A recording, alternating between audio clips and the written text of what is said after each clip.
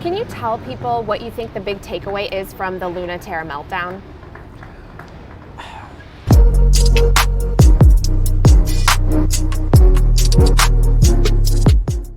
Well, Lyn, thank you so much for joining me. How are you liking Oslo? Oh, it's amazing here. It's your first time, right? Yes.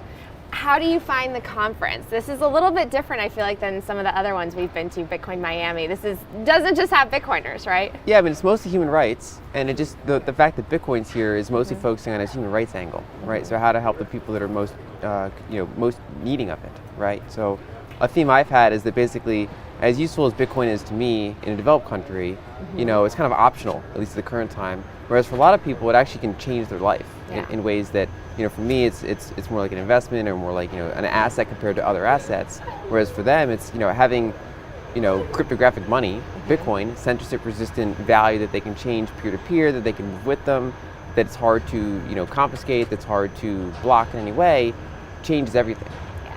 Well, I saw your panel yesterday, you moderated, can Bitcoin reach 1 billion people? So I'm going to throw that question to you. Can Bitcoin reach 1 billion people? I think it can, especially with all the scaling methods, right? So there's Lightning, there's other scaling methods, and then some people use it custodially, right? So everyone kind of uses what specifically they're looking for with it. But I think the way it's designed, like any other financial system, it goes up in layers. And so each layer kind of preserves exactly what you want it to do. So there's like a settlement layer, then there's fast transaction layers, and then you can have things like more expressive layers, right? There's all sorts of things you can do with it. And so I think long run, there's no fundamental issue with scaling, although there are just hard programming challenges, and then also just, the cultural adoption as it grows. You were one of the people that was kind of predicting volatility in choppy waters, especially when it comes to Bitcoin's price this year. Can you tell me a little bit about what you think of this recent sell-off and whether you think it's going to potentially go even lower? So basically, historically, and the sample size is not big because we're talking about a 13-year-old asset, it doesn't do well in economic decelerating environments. And I had questions like, okay, would that pattern hold this time? Or because there's higher inflation, it's the first time you've gone through a down cycle that's inflationary in Bitcoin's history. And I was like, that's a new variable. So I was like, it's probably not going to be great for price, but we'll see. And so far, it has been, pretty bad for price, obviously. And I started to get concerned when I saw Luna Terra buying the Bitcoin. I was like, now I can envision a capitulation event forming. So I actually wrote about that. And so that kind of played out, unfortunately, as expected. It's kind of earlier than I thought.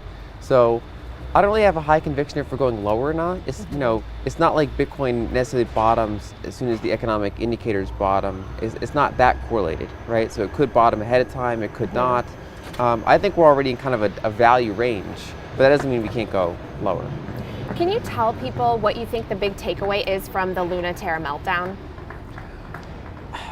One, that there are a lot of Ponzi schemes in the space, that basically there are things that are just based on first in, first out, that are just unsustainable. And a lot of projects are just based on these kind of artificial temporary incentives. So, you put kind of funds into a protocol that lets you pay out higher than market yields, but only lasts a temporary period of time. So it's kind of like bootstrapping.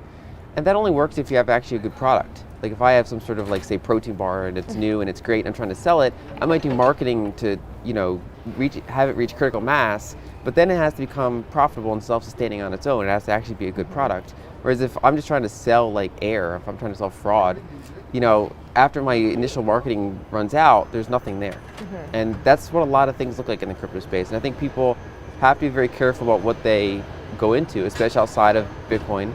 And I saw a lot of people say it. I think it's the best way to describe it. If you don't know where the source of yield is, you're the source of the yield. You're the exit liquidity if you can't find who else is.